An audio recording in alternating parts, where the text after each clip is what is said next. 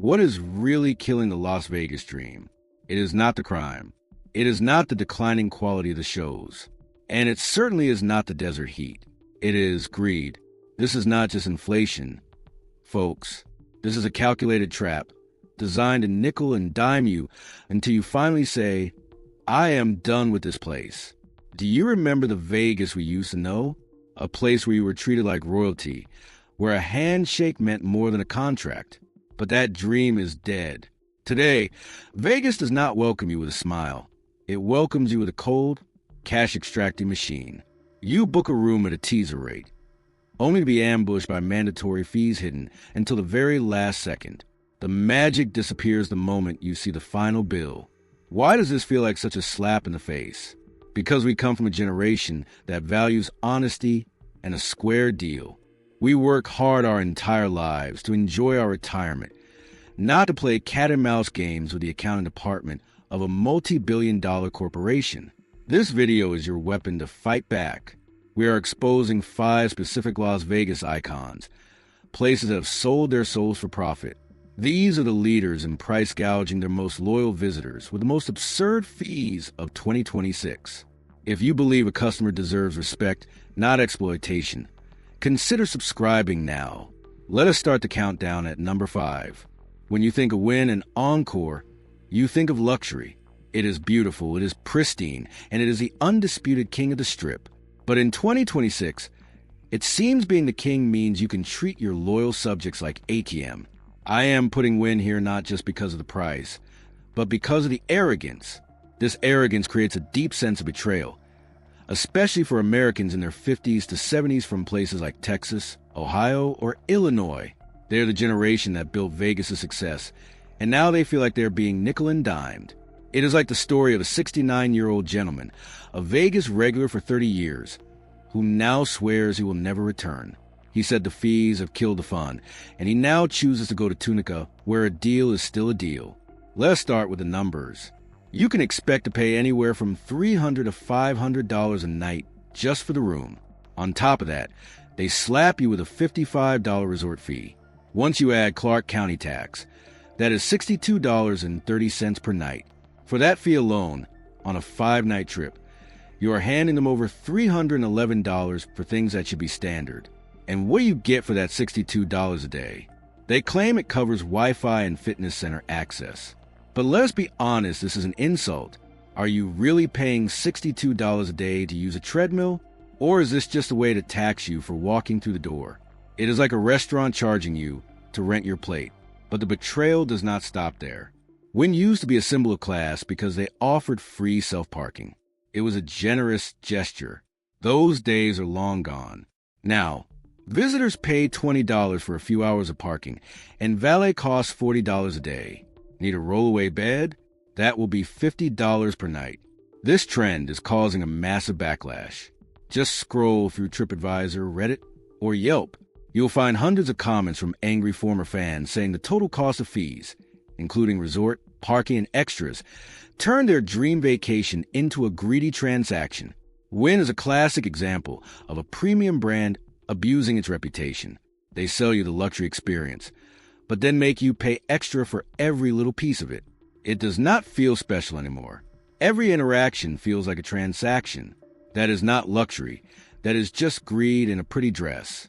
If Wynn is a symbol of luxury greed, the MGM Grand is the industrial-scale greed machine. With nearly 7,000 rooms, it operates like a massive factory designed to maximize profit from every single visitor. MGM Grand, like many MGM Resorts properties, has been at the forefront of standardizing fees. The resort fee here is about $50 before tax, which comes to around $57 per night.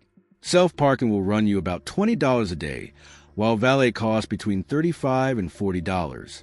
For a 5-night stay, these two fees alone add nearly $500 to your bill, a shock for anyone expecting value for their money. But what truly makes the MGM Grand a symbol of greed are the subtle traps, especially the mini fridge. This is not a normal refrigerator. It is a sensor-activated trap. This trap is particularly infuriating for the 40 to 60-year-old American crowd from Midwestern and southern states like Texas or Florida. Thousands of reviews on TripAdvisor and Reddit from 2025 to 2026 tell the same outrage story. They say I just lifted the water bottle to look at the price and was charged $15, even $18. They call it a cheap scam that completely destroys the hotel's image of class. And many say they have canceled bookings just because of it. This feeling of being turned into an ATM is even deeper for loyal customers with MGM Rewards Pearl or Silver status. They complain that the hotel's sheer size, almost 7,000 rooms, has turned them from valued guests into numbers on a profit sheet. Many comments share the same sentiment, saying Vegas used to be fun. Now it is just greed fees. This anger is fueling a clear boycott trend in 2026. Parent groups and early retirees are shifting to off-strip casinos or places in Arizona where costs are more reasonable. On Facebook groups, they share stories claiming MGM was great 20 years ago, driving a backlash across the industry with the hashtag boycott Vegas fees. From the moment you park your car to the moment you just touch a bottle of water, the MGM machine is always running, quietly siphoning money from your wallet. And unless you are a high roller with MGM Rewards Gold status or higher, there's almost no escaping it. At number 3, we have the Flamingo.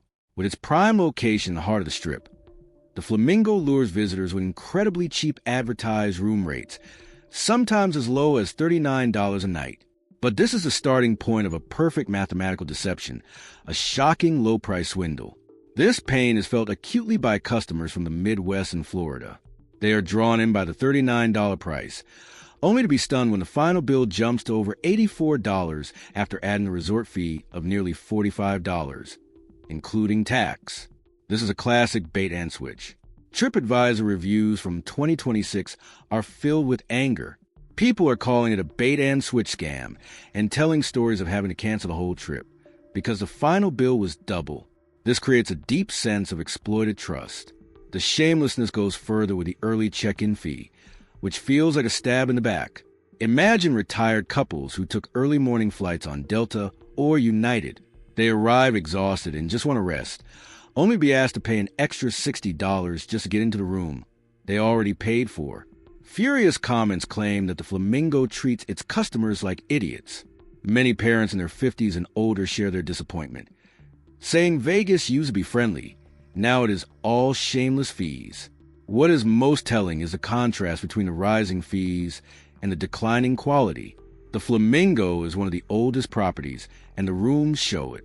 They are old, with rust in the bathroom and a musty smell.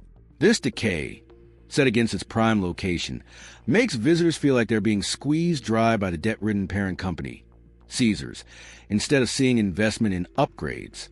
The Flamingo has gone from a legend to a rundown slum that still charges a sky-high resort fee. The trend for 2026 is a quiet boycott. Older travel groups on Facebook are sharing their experiences and redirecting to more reasonable options like the LINQ or off-strip hotels, spreading the hashtag Vegas fees suck. If the Flamingo is a foot soldier in this war on your wallet, Caesar's Palace is a crumbling emperor. Once the ultimate symbol of luxury, that shine is now gone. This disappointment is especially deep for Americans from California and New York, who often share on TripAdvisor and the Better Business Bureau.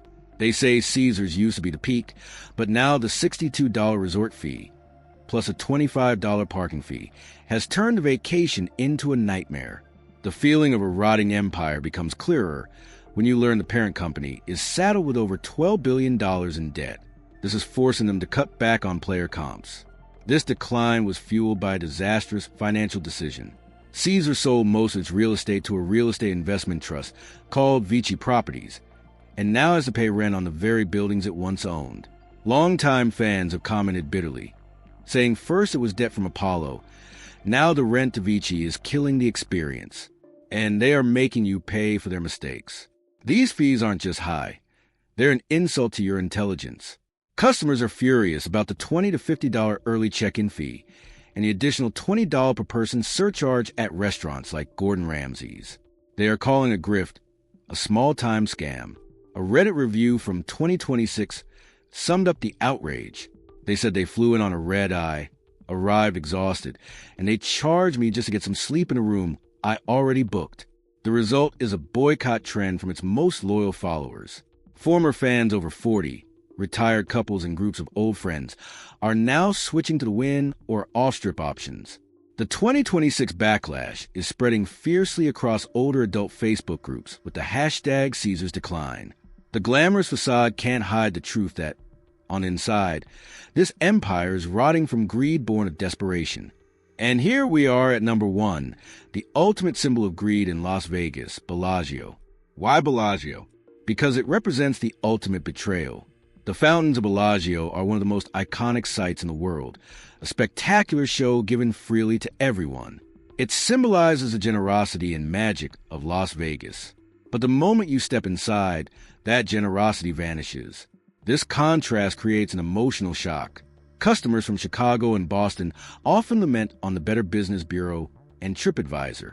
They say the fountains outside are generous, but inside, the $62 resort fee plus a $25 room service fee is nothing short of daylight robbery.